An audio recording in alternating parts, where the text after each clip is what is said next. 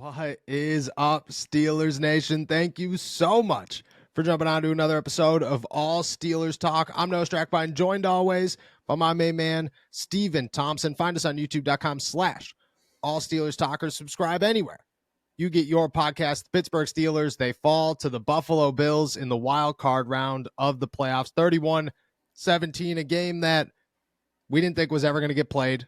It got played. There are plenty of conspiracy theories on this Conspiracy Theory Thursday floating around about the snow, the governor, the weather, Josh Allen, Mike Tomlin, Najee Harris, Mason Rudolph, and everybody else out there in and around the Pittsburgh Steelers. As we drove back last night, roads were good. Got home about 1 o'clock in the morning, just about after a very long trip in Western New York. Came home. Snow was on the ground by the time we got to your place. This morning it decided, hey, remember Buffalo? Yeah, you're going to remember Buffalo. Snowed all night long. Roads are covered here in Pittsburgh. Hope everybody's being safe. But it is a snowy one here. Either way, season's over. Was a wild one. Was a weekend that we may never forget, in a game that, even if the Steelers lost, was definitely memorable.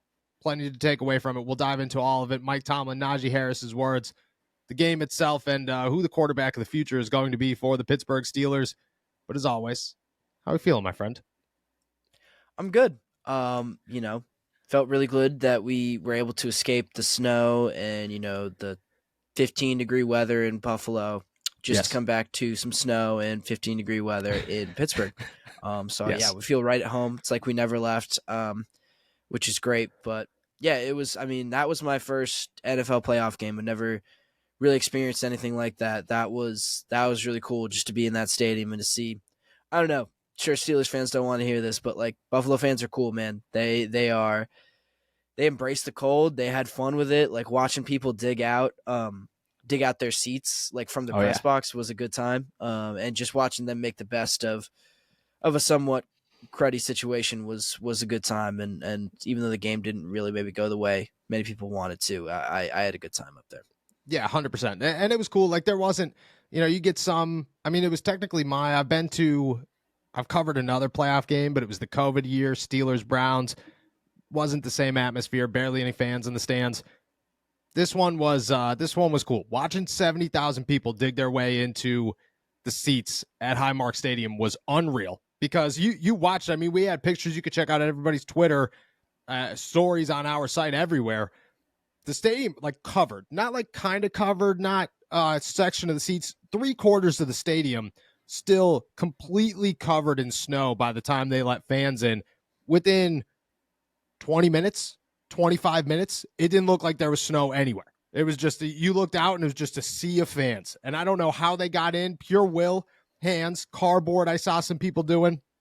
People were just hunkered up on it. They just sat in it and said, hey, look, this is a beer holder, and we're sitting here, and we're going to enjoy our ice-cold beer. Shout out to those guys. Everybody seemed cordial. Wasn't a very hostile environment. There was a dude that was next to us in the corner of the press box that was definitely trying to break the glass, especially there at the end of the game, just pounding on it every time something went right for the Bills. And I was just like, hey, buddy, look, it's freezing cold in here already. We don't need a crack in the window. Please let it go. But besides that, great atmosphere. Wish the Steelers won. Kind of felt from the beginning that the Steelers were not going to win, and that one was a bit of a bummer, but they did fight their way back. We'll start there with the game. It was a tough one right from the jump, but they did fight back, especially, like I just said, a game that you go down 21-0. You're sitting there. We were having thoughts about, man, how bad of a blowout can this be? Are they going to bench Mason Rudolph at halftime? What's going to happen here? They climbed their way back at one point there within 7, and things look pretty all right, besides, in my opinion, an absolutely awful holding call on Myles Jack that should have never happened. And then a quarterback slide that, anytime there's a quarterback slide, there's going to be controversy. Anytime it's the most controversial penalty in the NFL. Josh Allen trucks DeMonte KZ about 4 minutes before that penalty. This time he goes down, he gets hit, and there's a flag. Minka Fitzpatrick blows a tackle, and the Buffalo Bills walk away winners.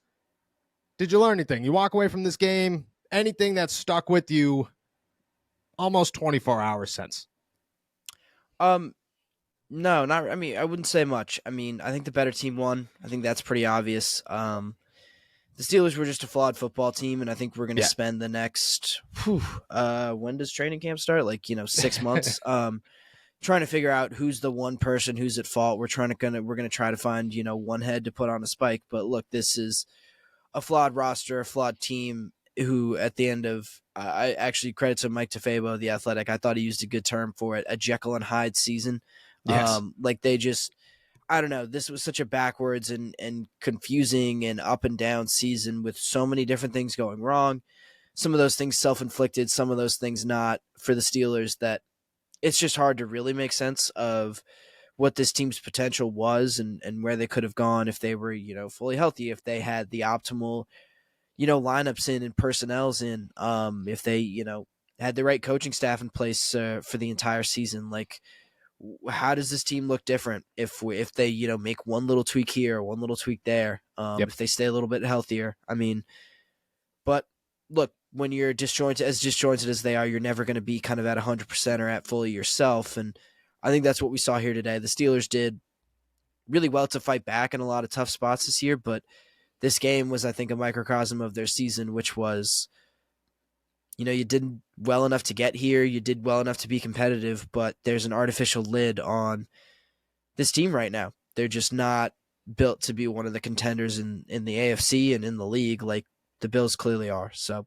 Yeah. it's just kind of where they're at. And I don't think you really learned anything new. I think you're disappointed with the running game not showing up, but I mean, holistically 30,000 feet. No, I don't think I saw anything that shocked me. Yeah, I agree. I think it kind of put a microscope or an emphasis on a lot of things that we needed to see or that we knew going in there. They need an offensive coordinator desperately because you needed the run game.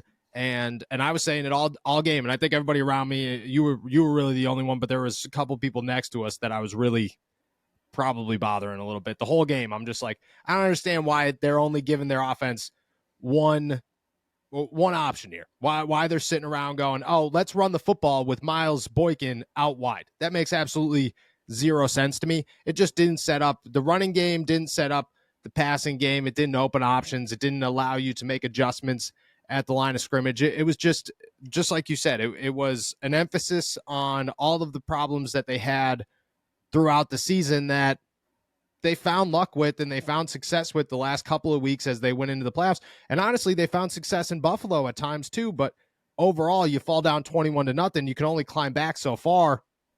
That's what happened to the Pittsburgh Steelers here. You gave yourself an opportunity with zero mistakes, and then you made a mistake. And at that point, there was nothing you could do from there.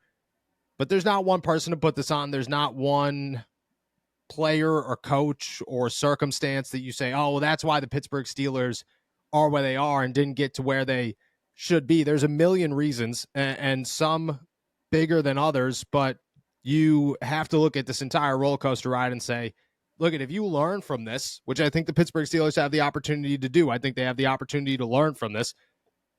You could come into next season with a new approach on your entire organization and probably win, or you could stick to what you've done last season, the season before that, and take a couple of years to kind of put it together and realize the mistakes and slowly crawl your way towards fixing mistakes. And you could come back and you could be in the same situation that you were this season and last season, where you're fighting for the playoffs, you get in, and then you don't really have an opportunity to do anything or go anywhere or make any noise. That's where they are. And there's many areas of this. We're going to dive into Tomlin. I definitely want to talk about him. I want to talk about Najee Harris and his comments because I thought that was very important and very significant. And then obviously the quarterback, which is probably the biggest outside of an offensive coordinator question that the Pittsburgh Steelers will have. And I think the offensive coordinator will happen. And I'm excited to see guys starting to be interviewed, but that won't happen until maybe next week. They're going to take it slow. They're going to run through the film. Mike Tomlin loves to take at least a week, a year, 6 months to kind of go through his exit interviews. And I don't expect that to change. Let's start with Tomlin here. He's asked about his contract situation, which has been under a microscope and on all the headlines for weeks now about, oh, is he going to Washington? Is he going to Los Angeles? Jay Glazer's saying this, Adam Schefter's saying this, Mike Florio is saying that he's going to spend some time with his family after the season. all this happens, and we're sitting in Buffalo at a bar watching what was it? It was the Houston Cleveland game. Yeah, Houston Browns. Yeah. Florio comes out with this nonsense report at the time about, oh, Tomlin's going to take some time and speak to his family. And I'm sitting there ripping on him. I'm like, this guy is no, what are you talking about, Florio? You have no idea what you're talking about. And then Tomlin walks off the press conference as soon as he's asked about that question. First off, I thought it was a very good question. I'm not somebody who's going to sit here and say, oh, you can't ask. No, you ask those questions. That's your job. Your job is to ask the hard questions at the right times. And I think that was both a hard question and the right time to ask it. He walks off. I mean, you were there. Did you take anything away from that moment? Did anything click in your brain? Do you have any thoughts when you went, oh, okay, well, see you later there, Mike? Well, yeah, I mean, I think if he was real certain about what he was going to do next season, what he was going to do with his next contract, how he was going to approach this offseason, probably would have said something. And I mean, the thing is, it could all be meaningless if he comes out at his exit interview with the local media. If he says then, because I'm sure he's going to get asked about it. If he says, yeah, this is what I'm going to do. If he comes out with a more clear answer, if he doesn't kind of just turn down the question, then, I think it would be clear that, oh, he just didn't want to talk about it in the heat of the moment, following a bad loss. But I don't think that was really the case. I think he does have some more thinking to do. I think I'm still kind of the belief that he wants to stay in Pittsburgh and then he likes his job and he likes where he's at. But I mean, there's clearly something there that he doesn't want to talk about, that he doesn't want to get caught in between saying something wrong. He didn't want to get caught up, I think, in the heat of the moment with such a delicate question, and to give an answer that he didn't 100% believe in. And I after a full football game, I'm sure he didn't have a stock answer saved up and memorized in his head. So yeah, I think he just wanted to handle the situation a little bit more delicately. I think his next press conference, which probably coming later this week, will tell you a little bit more about how he's handling this thing. And I think if he walks off of that question again, that's when you can start to get real concerned about maybe his status in Pittsburgh or what he's thinking, or maybe he's thinking about moving on. But for right now, I think he's honestly just still thinking, and he's still kind of formulating that response. And it's just, it was a little weird. It was a little abrupt, but I understand why that question's got to be asked. And I understand to the same degree why Mike Tomlin didn't really want to answer it in that moment. See, so you saying that he isn't certain, I think is a big thing to say there, because it's tough to say, and I agree with you. I 100% agree with you. But I think that's something that, people have kind of brushed off. We've brushed off. It's Mike Tomlin knows what he's doing. He knows that he's going to come back to Pittsburgh. He knows that they're going to sign an extension. You being able to say, I'm not totally sure that he has 100% of an answer about what's going to happen in the future and where he currently stands, I think is significant. And I think it also holds some ground. I'm starting to, I don't know, my mind is starting to race a little bit when it comes to all this. I don't think Mike Tomlin is certain about where he stands. I think the Steelers are certain. I think they would keep Mike Tomlin around. I think Mike Tomlin is starting to acknowledge the flaws in his coaching.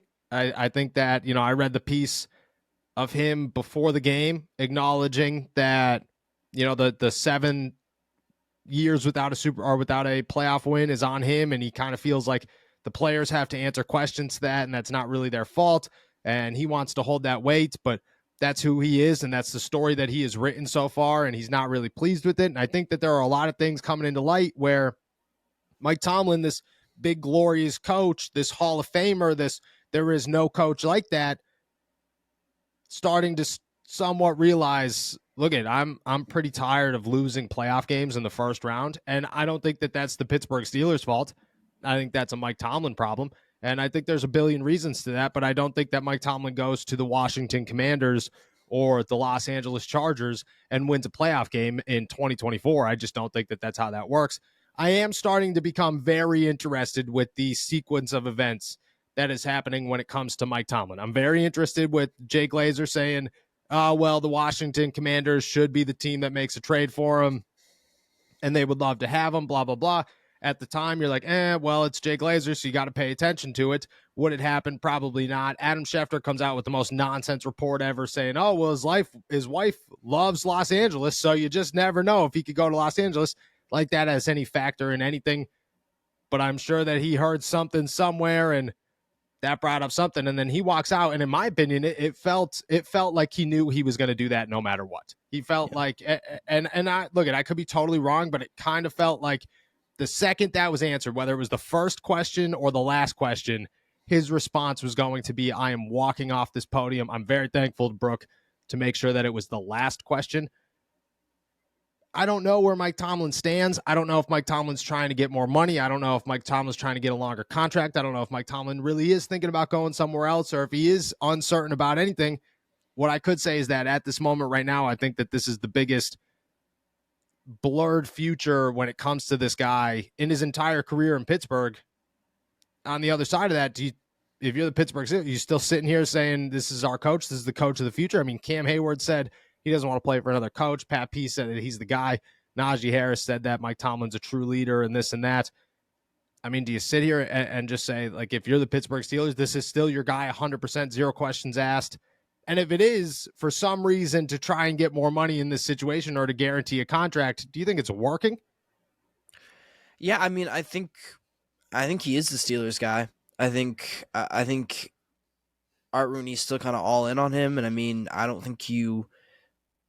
know. I guess the only question is where's kind of the breaking point, I guess, for Art Rooney? Like, at what point in this kind of stretch of not being able to win in the playoffs, at what point do you say, okay, we got to cut it here? Like, this is a Mike Tomlin problem, not just an individual season problem. I don't think they're at that yet. I just don't. I think. How far do you go before you are at that? Because we were watching, and I don't think anybody has a definite answer to this, but I want to get your answer. But we were watching the Cowboys-Packers game, talking about Mike McCarthy and whether or not he's going to be the guy, and what Mike McCarthy is as a coach, and we both kind of said, or at least I said, said it out loud, and we just kind of went from there. Mike McCarthy is a guy that you're going to get to the playoffs, you're not going to win a Super Bowl with Mike McCarthy.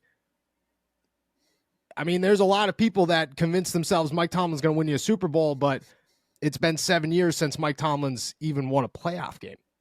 Yeah.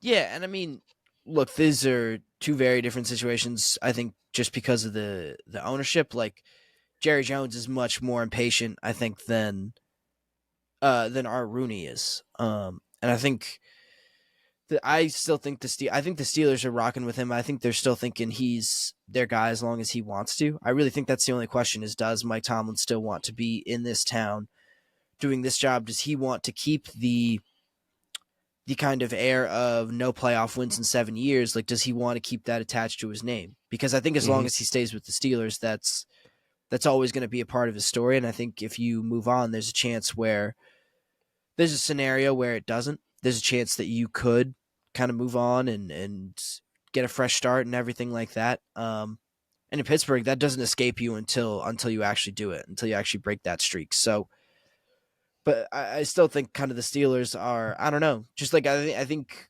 kind of to go along with our first question, did we learn anything new about this team? I don't think we learned anything new about Mike Tomlin, and I don't think the ownership did either. So I think he's still, I mean, if you weren't going to make a change last year or the year before when, this team had fallen short in the playoffs before, why would you not do it? Why would you not do it then? Why would you why would you wait until now to make a change? What was different about this year that made you think a change was necessary?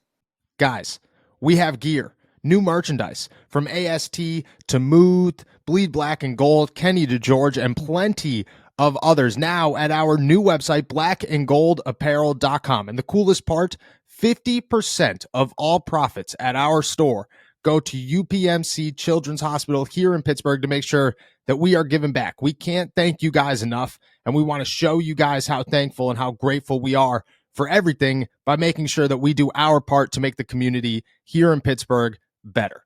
Go check out everything. We tried to make everything new and improved, from our designs to our quality of sweatshirts and t-shirts and everything else. Let us know and check everything out at blackandgoldapparel.com. And as always, Thank you guys for everything. So if you go into next season and Mike Tomlin is still your coach, that brings up the Najee Harris point here, where Najee Harris goes on a he was very like I respected Najee. I respected the hell out of Najee Harris's answer, honestly, and his honesty in the situation and in the moment and how he like Najee's very professional when it comes to things. There are times where Najee is a guy that I'm like, okay, look at you, stop being a prick and just answer the question.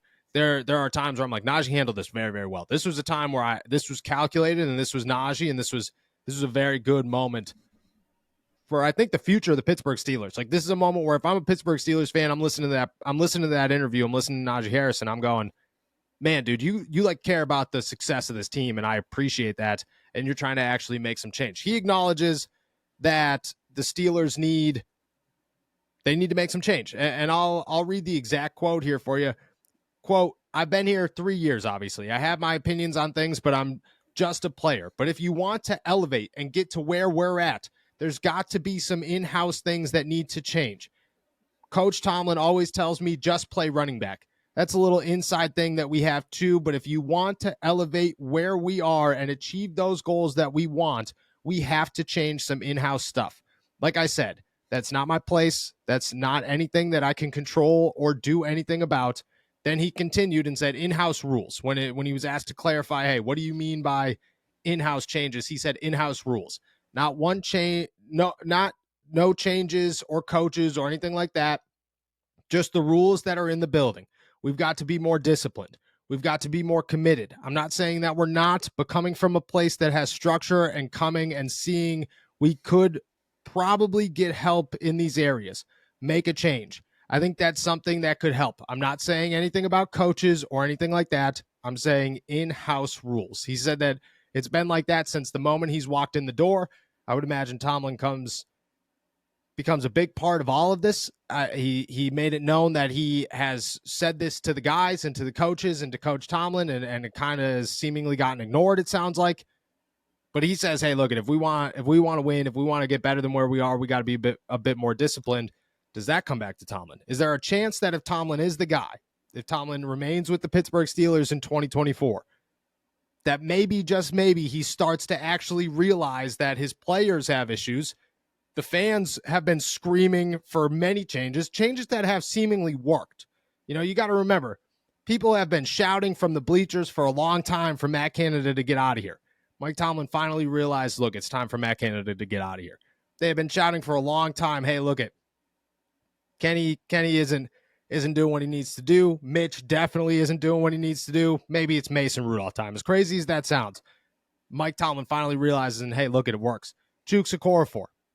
2 years of people screaming, Chooks isn't the guy. Go get a different right tackle. I mean, it wasn't perfect, but they moved Broderick over there and it seemingly worked. You got to play 2 running backs. Why is Jaylen Warren not playing as much as he is? Finally starts to work. You see all these changes. It takes a long time for Mike Tomlin to accept these and kind of get out of his own way. Do you think if he is the guy, which, you know, we're going to assume that he is, that he starts to maybe listen to these things, listen to his players, and there is some change? This is a new Pittsburgh Steelers. This is a new Coach Tomlin in 2024. Yeah, I think when coaches are backed against the wall, they start to become more flexible. And I don't know how far up against the wall Mike Tomlin really is. I mean, like if he got fired today, he would find a new job in about 12 seconds. It wouldn't be an issue for him. But I think he does feel, like to your point about all the changes that he made this year, and I think Matt Canada was kind of the prime example. You know, an in-season coaching change is just so rare for this organization. I think you can see Mike Tomlin getting a little more flexible. I think you can see the organization getting a little bit more flexible. And I think, you know, we talk about that playoff drought. We talk about kind of how it feels like they're spinning their tires a little bit, especially for the past 7 years. And even beyond that, I would say, quite honestly, like, yeah, you know, even when I think they were making, you know, AFC championships or anything, you never really felt like they were within striking distance of something greater in the ultimate goal. But yeah, I think you are starting to see a more flexible version of Mike Tomlin. And I think, you know, as you go into the offseason, I think we can kind of expect them to continue on that same path and continue to think about, okay, what are some of the changes that we need to make? What can we make? And just accepting some different input and, you know, not kind of not operating under the assumption that one guy is infallible, one guy has all the answers, that this is a collaboration and they need the whole team, and to get somewhere different, you got to do something different.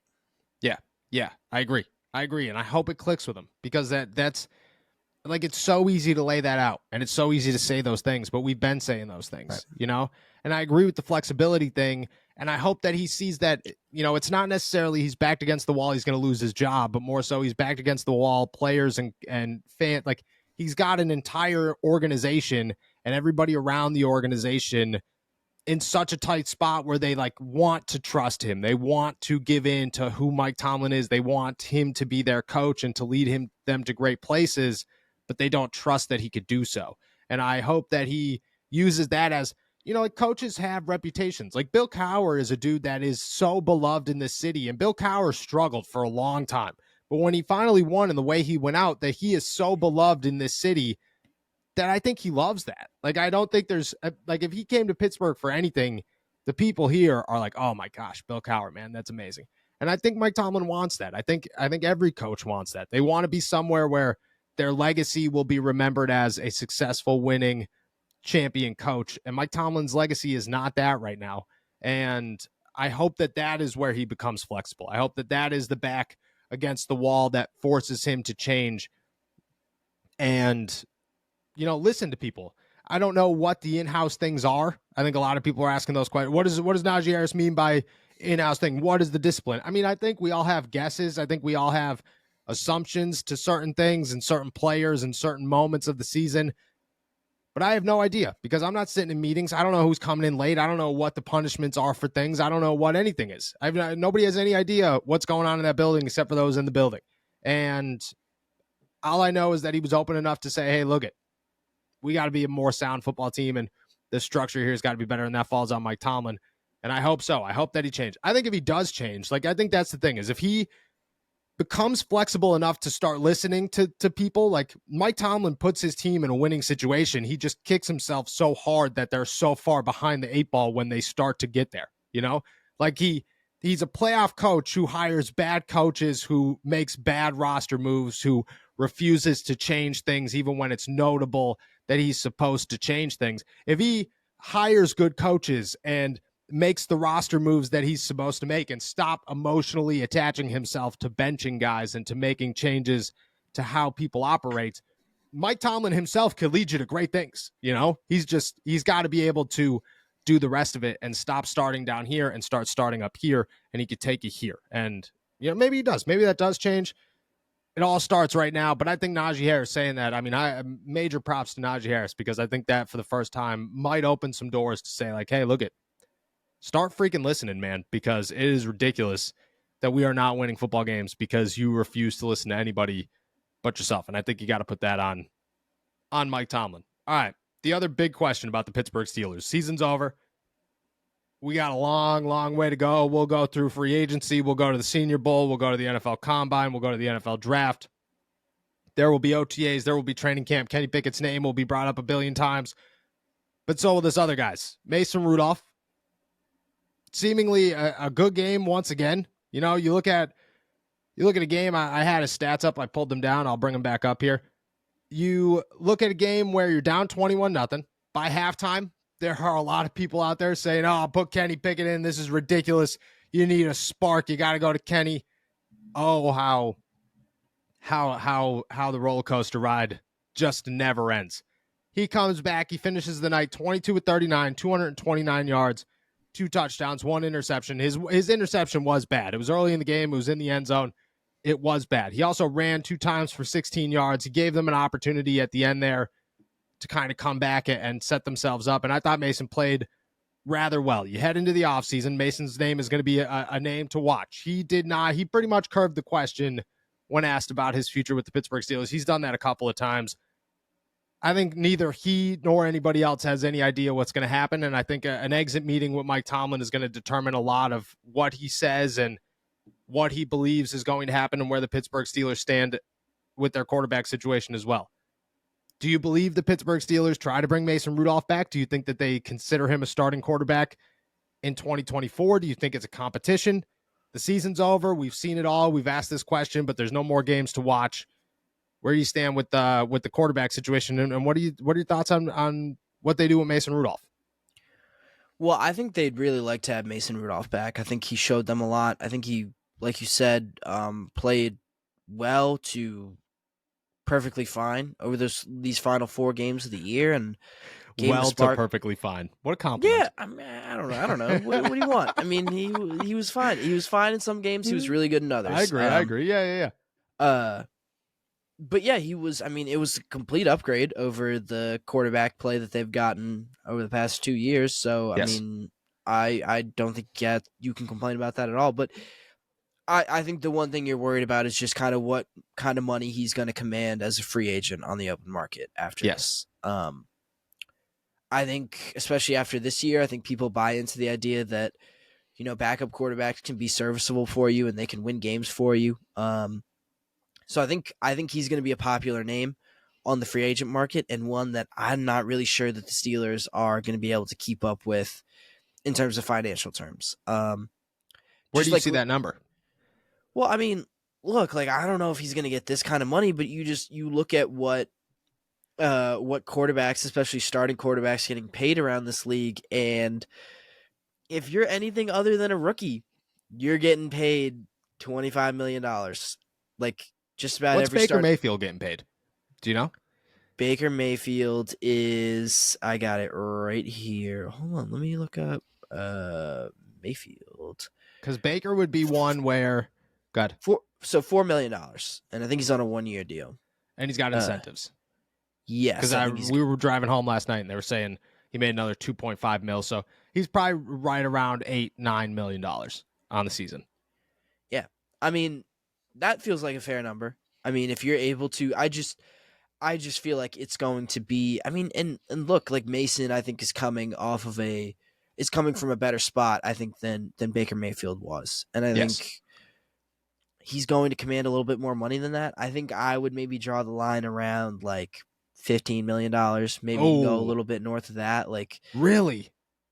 Yeah, I mean, I don't know. I think Mason's pretty good. I've kind of done a 180 on Mason. Like, I was completely out on him earlier in the year, but I think watching him play and then looking a little bit more closely at his numbers from earlier in his career, and I'm a little bit more optimistic on what he could be as a somewhat regular starting quarterback in the NFL. So, I mean, I'm being a victim of the moment, but I feel like you could live, if you're the Steelers, with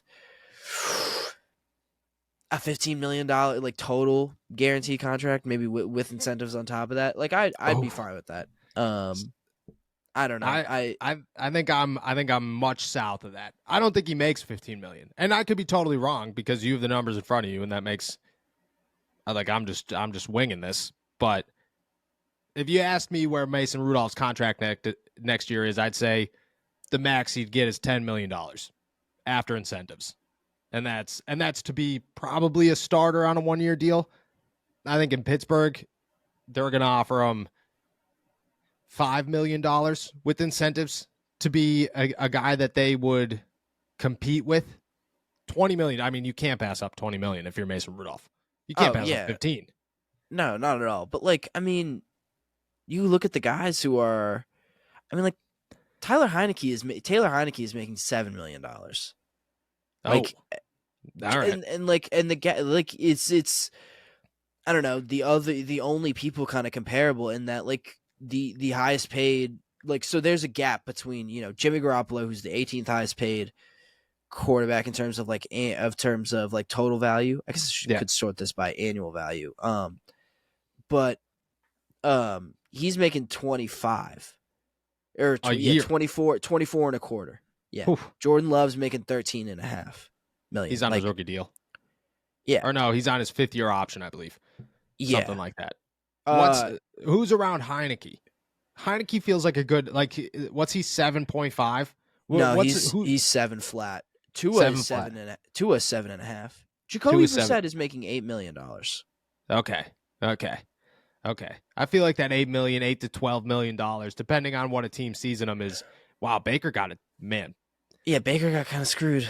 Yeah, Tampa Bay, especially after watching him throw for like 300 yards last night. Yeah, Baker needs some money this offseason. I get $8 million makes who's around? Who else is around? So Jacoby's 8, Taylor Yeah, Heineke's 7. I could see right in that range of like 8 to 10, depending on what. And the cap's going to go up, so maybe even higher. that's what I'm Maybe saying. And just like the next guy to get paid always gets, the next bag. You know what I'm saying? Like yeah, it's yeah. You're not wrong there. You're definitely not wrong there. And you're saying the Steelers, you're comfortable with the Steelers giving. You feel the Steelers would be comfortable, 15 mil. yeah. I mean, not very obviously not very comfortable. I think that's the high end Yeah. range. Does he come in here as a starter? Oh, well, that's a good question. I don't know. I think you make him go. I think he's got to go through. I don't. I think it's got to be a competition. Like, Yeah. look, he played well, but he played 4 games too. Yeah. And so I think you also kind of owe it to Kenny to a certain extent to give him that last chance to maybe beat out Mitch in a competition, and you can see where you're at after that. But I think the Steelers, if they're paying him that much money, they would look at him kind of saying, "Look, you have to win it, but we kind of expect you to, and this is why we're paying you this kind of money." And I also think to a certain extent, it's just kind of competing with what other teams might offer him. Like if you really want him, that's I think what you're going to have to pay him in the first place. So he comes in. You think training camp starts tomorrow? They pay him whatever, $12-15 million. He comes in here. You think it's Mason's taking 1 reps, Kenny's taking 2? Because I mean, I don't expect Mitch to be here. I think you draft somebody or something. That third guy is going to be very, very cheap to have. Mitch makes like $5 million or something next year. Like, yeah, could you imagine a $5 million third string quarterback? Like, unreal.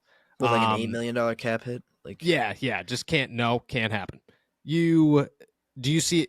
So you're saying Mason gets, or just open ended. Mason gets the first reps, Kenny gets second reps. They both split in first team reps. If it started today, I think I'd give Mason the bulk of those first team reps first, and then you kind of ease Kenny back into it. I mean, I don't know. Like, I'm not an expert on the organization of training camp practices, but I think by the end of training camp, or at least by the end of the first week or something, you're looking at it, and it's pretty close to a 50-50 split. Okay. Maybe 55-45 for Mason. Like, I think you give Mason the upper hand. You kind of hold him in a little bit of higher regard just because of, I don't know, he was just able to give your offense a different element that I don't think Kenny did all season. But I still think Kenny, there could be something there, and I just wouldn't want to. I think it would be a little foolish to completely discount that going into next year. Do you go that move, or do you go first round quarterback? I think I'm more partial to a first round quarterback just because of how deep this draft is.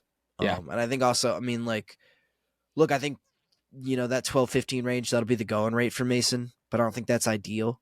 Yeah. And I think also, I mean, I wouldn't feel, I guess this is kind of a cruddy situation for the Steelers just going in the offseason because I don't feel super comfortable burning a first round pick on a quarterback when you have so many other needs too. But yeah, I mean, like, quarterback, I think feels like the most glaring one.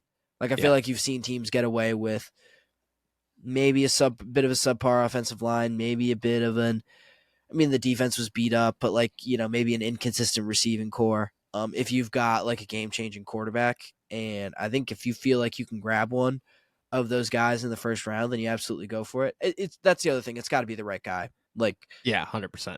You're not just drafting a first-round quarterback for the sake of drafting a first-round quarterback. Like, if JJ McCarthy's there, like, I'm not picking him to lead us to the promised land. Do you see it? Okay, because I agree with you. I agree. I prefer a first round quarterback. I think there's less risk with a first round quarterback. Like, it's still obviously risk, but much less financial risk, and the upside is probably a lot better. This is the biggest issue with the way that they structure the league as a whole, structures free agency before the NFL draft, because I mean, you got to take that. You have to pick one. Like, you have to pick one before free agency. You either go out and sign Mason Rudolph, and he is your guy, because you're not going to sign Mason Rudolph and draft a first-round quarterback and say, oh, we're just put everything into our quarterbacks. Chances are, Mason Rudolph's our starter, and now we have 2 first-round quarterbacks behind him. Like, that's not how you win Super Bowls. It's a huge risk for the Pittsburgh Steelers to sit here and say, oh, that'll be our guy, but also, maybe. And then you don't know what one of those guys is going to get there from where they're sitting. I think that makes it even more of a risk.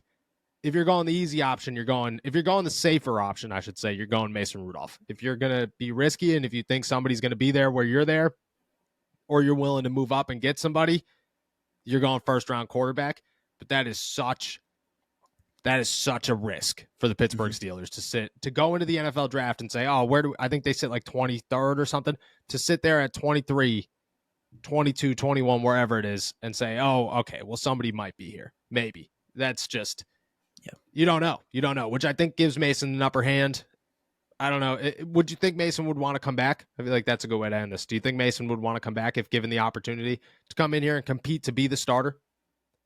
I don't know, because I think he has been through, I don't know, this organization. I don't think, it's a bit of a drawn out storyline, but just hasn't always given him the fairest of shots. Yeah. So I think if he was able to say, I can get a better guarantee from this organization or that organization who has a more, I don't know, who has a more certain quarterback situation, but in that kind of the same vein, like, like